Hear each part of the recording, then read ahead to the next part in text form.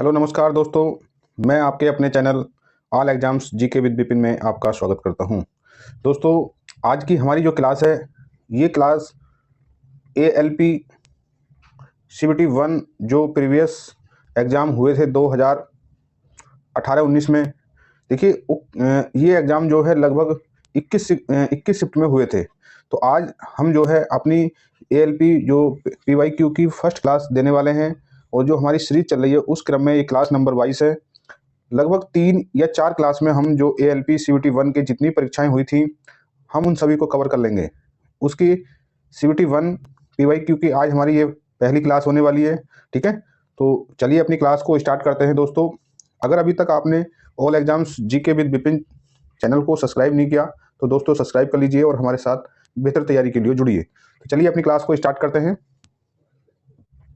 देखिए हमारा आज का जो पहला प्रश्न है, और ये जो प्रश्न है ये देखिए एएलपी, ठीक है, एएलपी सीबीटी 1 एग्जाम जो 9 अगस्त 2018 को हुआ था। ठीक है, तो उसका जो फर्स्ट शिफ्ट का ये जो एग्जाम हुआ था उसके जितने भी जीके जीएस से संबंधित क्वेश्चन पूछे गए थे, तो हम ये आज देखने वाले हैं। ठीक है दोस्तों, ये लगभग 21 शिफ्ट में, टोटल 21 शिफ्ट में परीक्षा हुई थी।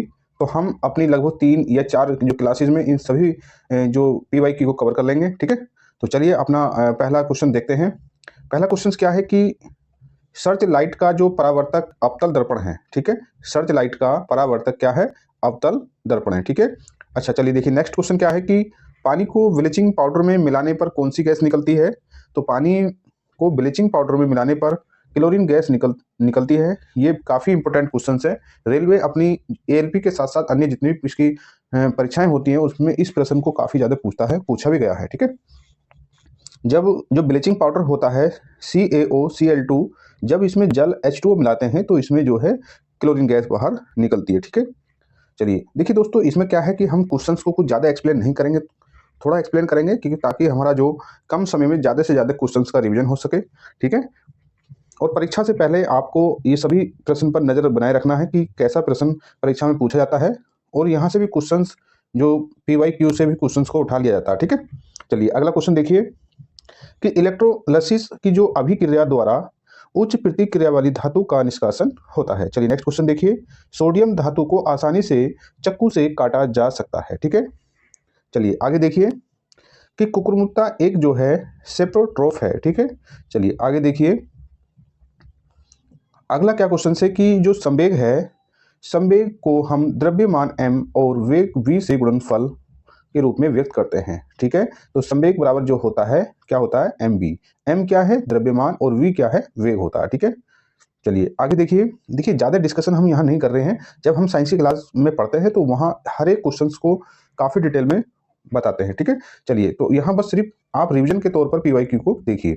चलिए नेक्स्ट जो हमारा क्वेश्चन है, नेक्स्ट क्वेश्चन क्या है कि NH4 होल ट्वाइज, ठीक है, SO4 के एक अणु में कितने परमाणु होते हैं? 15 परमाणु होते हैं। चलिए नेक्स्ट देखिए कि ऑक्सोटेक्स वर्गीकरण के न्यूलैंड्स लॉ में अंतिम तत्व थोरियम होता है। ठीक है, चलिए आगे देखिए कि प्रतिरोध जो R होता है, R बराबर क्या होता है? B/I होता है। ठीक है, तो जो प्रतिरोध की SI, कौन सी इकाई? SI। ठीक है, तो SI इकाई का मात्रक क्या है? ओम है। ठीक है, चलिए आगे देखिए अगला क्या क्वेश्चन है कि यदि आप एक दर्पण में देखते हैं और पाते हैं कि जो छवि है आपसे छोटा है, तो वह जो उत्तल दर्पण होने वाला है।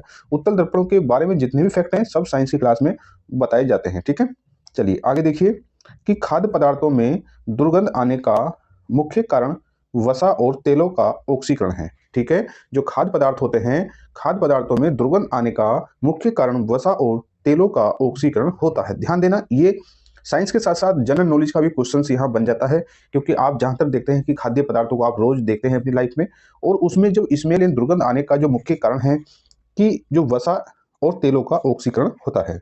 चलिए नेक्स्ट देखिए, नेक्स्ट क्या क्वेश्चन है कि थायरॉक्सिन के संश्लेषण के लिए आयोडीन की आवश्यकता पड़ती है। वेरी इंपॉर्टेंट क्वेश्चन है। चलिए अगला क्वेश्चन देखिए कि पौधे के तने या जड़ का जो घेरा होता है, उस घेरा जो होता है लेटरल मेरिस्टेम के कारण बढ़ता है। ठीक है, चलिए अगली कौन सी शिफ्ट है? ये जो शिफ्ट होने वाली है, तो ये शिफ्ट देखिए, ये शिफ्ट जो है 9 अगस्त 2018 की सेकंड शिफ्ट है। हमने फर्स्ट शिफ्ट में जितने भी जीके जीएस से क्वेश्चन पूछे गए थे हमने सभी को कवर कर लिया। अब हम उसकी सेकंड शिफ्ट को देखते हैं। तो सेकंड शिफ्ट का जो पहला क्वेश्चन है कि CO यानी कार्बन मोनोऑक्साइड गैस संयंत्र में उत्पन्न नहीं होती। ठीक है, चलिए अगला क्वेश्चन देखिए। हम आपसे बता रहे थे कि जो ब्लीचिंग पाउडर वाला क्वेश्चन है वो फर्स्ट शिफ्ट में पूछा गया और उसी से रिलेट करता हुआ सेकंड शिफ्ट में भी क्वेश्चन पूछा गया। तो हमने आपको बताया कि रेलवे इस क्वेश्चन को अपनी अन्य परीक्षाओं में भी पूछता है। ठीक है, कि क्लोरीन गैस का जो उपयोग है ब्लीचिंग पाउडर के निर्माण में किया जाता है। ठीक है, क्लोरीन गैस का जो उपयोग है ब्लीचिंग पाउडर के निर्माण में किया जाता है CaOCl2। ठीक है, तो ये ब्लीचिंग पाउडर का सूत्र हुआ, तो इसमें क्लोरीन गैस का प्रयोग हुआ। ये इस तरीके से क्वेश्चन है, यानी कि इसी से संबंधित घुमा फिरा के क्वेश्चन को आपसे पूछता रहेगा। ठीक है, चलिए नेक्स्ट क्वेश्चन देखिए। नेक्स्ट क्या है कि यदि क्रिप्टन का परमाणु संख्या 36 है, सॉरी, तो अगर क्रिप्टन का जो परमाणु संख्या 36 हो तो उसका इलेक्ट्रॉनिक विन्यास क्या होने वाला है? तो इलेक्ट्रॉनिक विन्यास 2, 8, 18 और 8 होने वाला है। ठीक है, चलिए आगे देखिए कि स्वाद का पता लगाने के लिए अभिकारक को रसोवेदी अभिकारक कहते हैं। ठीक है, चलिए अगला क्वेश्चन देखिए। अगला क्वेश्चन क्या है कि सार्वभौमिक गुरुत्वाकर्षण कांस्टेंट होता है G होता है का मूल्य की खोज किसने की? तो उसकी आइजैक न्यूटन के द्वारा की गई। ठीक है, क्योंकि इसका जो मान है वो 9.8 होता है। ठीक है, 9.8 होता है। चलिए आगे देखिए। गैल्वेनाइजेशन की जो प्रक्रिया में लोहे को जस्ता की एक कोटिंग द्वारा संरक्षित किया जाता है। इस जो अभिक्रिया होती है, इस अभिक्रिया के द्वारा लोहे पर जस्ते की एक परत चढ़ाई जाती है जिससे लोहे पर जंग न लग सके। ठीक है, चलिए नेक्स्ट क्वेश्चन देखिए कि ऊपर उठाए हुए हथौड़ा, ध्यान देना है, जब हथौड़ा ऊपर उठाया जाता है तो हथौड़े के पास कौन सी ऊर्जा होती है? वहां पर उसकी स्थिति ऊर्जा होती है। ठीक है, जब हथौड़े को हाथ से उठाया जाता है ऊपर तो ऊपर उसके पास एक स्थिति ऊर्जा होती है। ठीक है, चलिए नेक्स्ट क्वेश्चन देखिए। देखिए ये जो क्लास है वेरी इंपॉर्टेंट क्वेश्चंस हैं PYQ के रूप में, आप इनको हल्के में ना लें। ठीक है, चलिए जब हम आवधिक तालिका के समूह में नीचे जाते हैं तो सेल की संख्या बढ़ जाती है। ठीक है, चलिए नेक्स्ट क्वेश्चन देखिए। दांतों में सड़न शुरू हो जाती है, कब शुरू हो जाती है? जब, ध्यान देना है कि जब दांतों में सड़न कब शुरू हो जाती है? जब मुंह का pH मान 5.5 से कम हो जाता है। ध्यान देना, वेरी इंपॉर्टेंट क्वेश्चन है। चलिए अगला क्वेश्चन देखिए।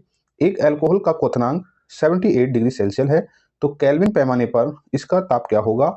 351 के होता है। ठीक है, चलिए अगला क्वेश्चन देखिए। अगला क्वेश्चन क्या होने वाला है? अगला क्वेश्चन से कि अपने बाएं हाथ में पेन को पकड़कर एक व्यक्ति अपना प्रतिबिंब शीशे में देखता है। ध्यान देना है, तो पेन दाएं हाथ में दिखता है, इसका क्या कारण है? तो इसका कारण है कि पार्श्व व्युत्क्रमण के कारण ये घटना होती है। ठीक है, चलिए आज की शिफ्ट यानी सेकंड शिफ्ट का जो लास्ट क्वेश्चन क्या होने वाला है कि ओजोन के एक अणु में कितने परमाणु होते हैं? क्योंकि ओजोन का जो सूत्र है O3 होता है, तो ओजोन के एक अणु में 3 परमाणु होते हैं। तो देखिए आज के जो सेकंड शिफ्ट का ये क्वेश्चन लास्ट क्वेश्चन है। आप देखते हैं अगली शिफ्ट। देखिए अब जो हमारी शिफ्ट है, ये शिफ्ट है कि देखिए ये 9 अगस्त 2018 की थर्ड शिफ्ट, हमने 2 शिफ्ट के क्वेश्चन देख लिए हैं। ठीक है, तो इस शिफ्ट का जो पहला क्वेश्चन होने वाला है कि जब प्रकाश की एक किरण एक संघन माध्यम से, ध्यान देना ये सिर्फ यहाँ रिवीजन के तौर पर है, ऐसे प्रश्न को हमने अपनी साइंस की क्लास में पूरी तरह एक्सप्लेन किया है। ठीक है, जब प्रकाश की एक किरण एक संघन माध्यम से विरल माध्यम में यात्रा करती है, ठीक है, तो वह जो है यह अभिलंब से दूर हो जाती है, यानी अभिलंब से दूर दिशा में मुड़ जाती है। आपको ये सब कॉन्सेप्ट क्लियर होगा। जब संघन माध्यम से विरल में आती है तो ये जो है जैसे यहाँ से एंट्री लेती है तो ये जो दूर हट जाती है। ठीक है, और जब ये जो विरल से संघन में आती है तो इधर को झुक जाती है। ठीक है, ये सब कॉन्सेप्ट आपको हमने अपनी साइंस की क्लास में बता देते हैं। ठीक है, चलिए आगे देखिए अगला क्या क्वेश्चन होने वाला है। अगला क्वेश्चन है कि जब किसी संकुचित सिलिका की क्षण जाता है तो क्षैतिज ऊर्जा गति ऊर्जा में परिवर्तित हो जाती है। ठीक है, चलिए अगला क्वेश्चन देखिए कि प्लाज्मोडियम बहुविखंडन द्वारा उत्पन्न होता है। ठीक है, चलिए आगे देखिए।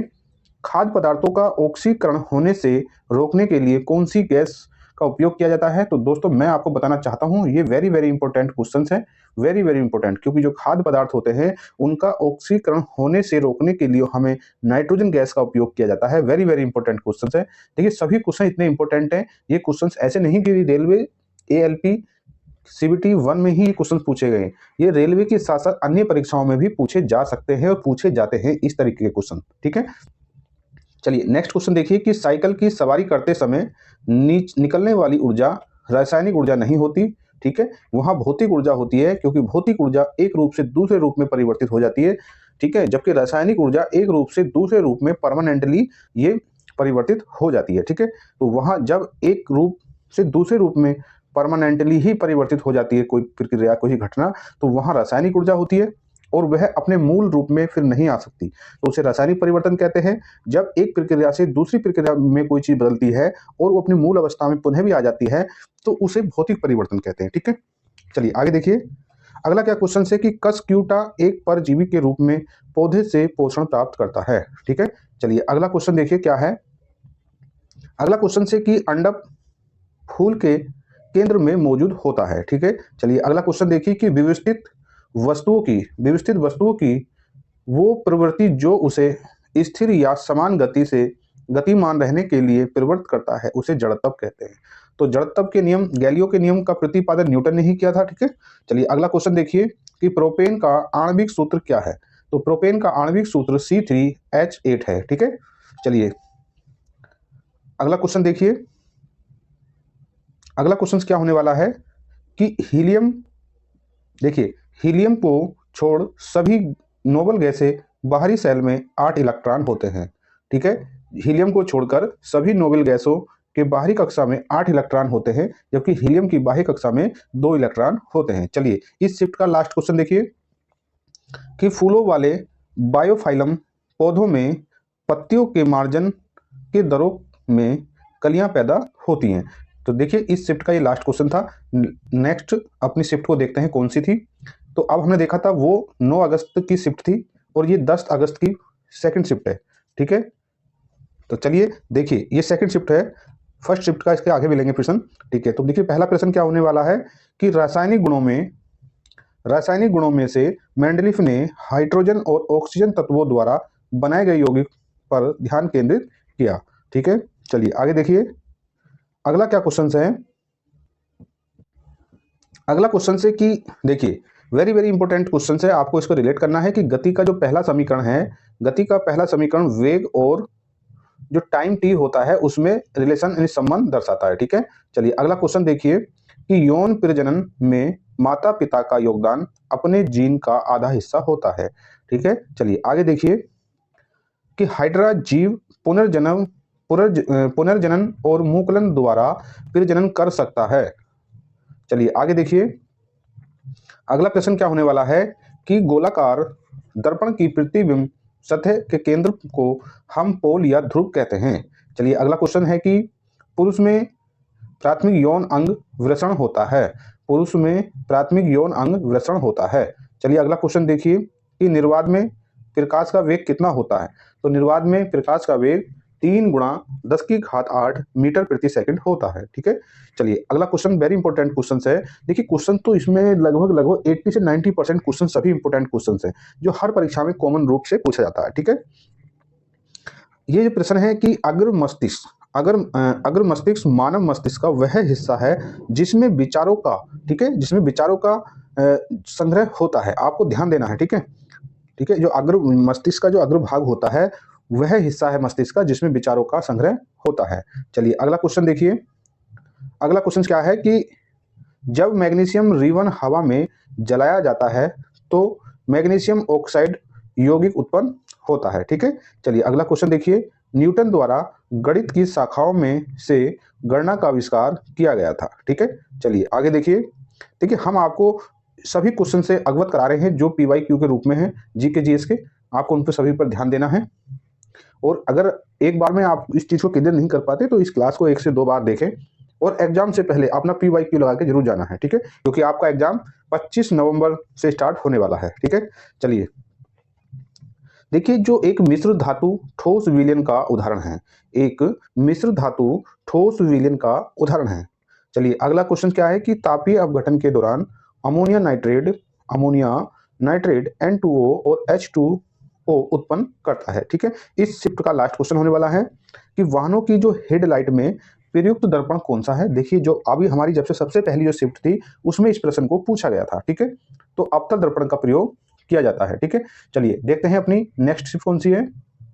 देखिए अब जो हमारी शिफ्ट है, ये जो शिफ्ट है 10 हमारी जो शिफ्ट होने वाली है ये, तो ये जो शिफ्ट है हमारी 10 अगस्त की थर्ड शिफ्ट है। ठीक है, चलिए पहला इसका क्वेश्चन है कि विद्युत आवेश की जो एसआई मात्रक है वो कूलाम है। ठीक है, कूलाम है। ठीक है, चलिए आगे देखिए गति के दूसरे समीकरण का स्थान और समय से संबंधित है, जबकि अभी हमने देखा था कि पहली शिफ्ट में पूछा गया था कि जो गति का जो पहला समीकरण है उसका संबंध किससे है, तो उसका जो संबंध था वेग और समय से था। ठीक है, अब यहाँ पर स्थान और समय से है। ठीक है, चलिए नेक्स्ट क्वेश्चन देखिए।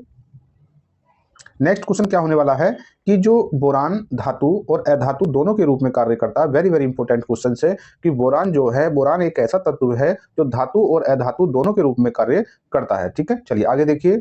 कूलम का नियम अनुसार दो बिंदु आवेशों के मध्य आकर्षण बल का परिणाम दो आवेशों की मात्रा के अनुपाती होता है और उनके बीच की दूरी के वर्ग के व्युत्क्रमानुपाती होता है। इन सभी कॉन्सेप्ट को आप साइंस की क्लास में कवर करेंगे। ठीक है, चलिए आगे देखिए। अगला क्वेश्चन है वेरी इंपॉर्टेंट क्वेश्चन क्या है कि जो यकृत यानी मनुष्यों में अंतःस्रावित ग्रंथि नहीं है। आपको ध्यान देना है, कई बार परीक्षाओं में पूछा गया है, कई सारी परीक्षाओं में पूछा गया है कि यकृत यानी मानव शरीर की सबसे बड़ी ग्रंथि है।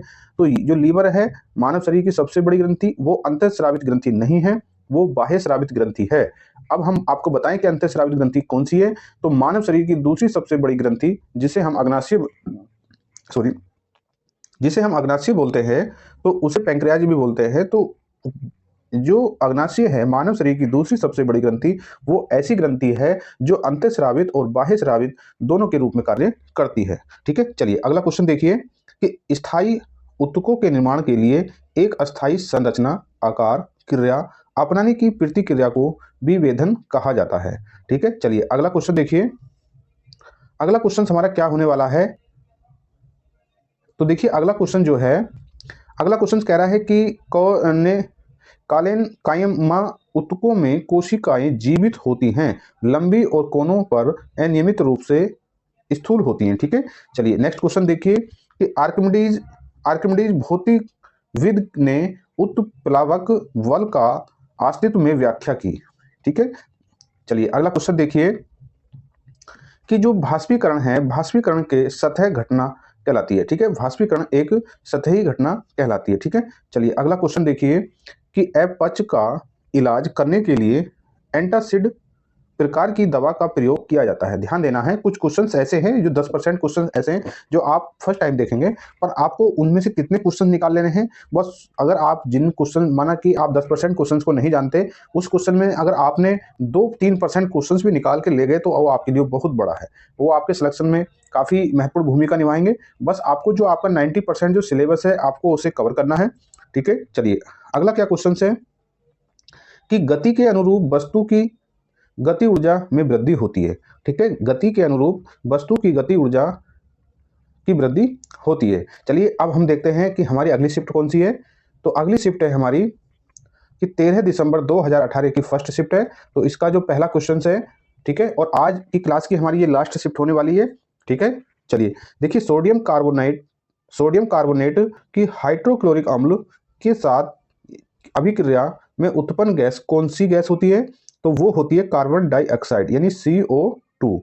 ध्यान देना है कि सोडियम कार्बोनेट की हाइड्रोक्लोरिक अम्ल से अभिक्रिया में उत्पन्न गैस कौन सी है, तो कार्बन डाइऑक्साइड गैस है। ठीक है, चलिए अगला जो क्वेश्चन होने वाला है कि अमीबा में बाइनरी विखंडन का अलैंगिक प्रजनन होता है। कई बार पूछा गया है ये कि अमीबा में बाइनरी विखंडन का अलैंगिक प्रजनन होता है। ठीक है, चलिए अगला क्वेश्चन देखिए, वेरी इंपॉर्टेंट क्वेश्चन है, कॉन्सेप्ट वाला क्वेश्चन है कि प्रकाश संश्लेषण के दौरान बनने वाला उत्पाद ग्लूकोज।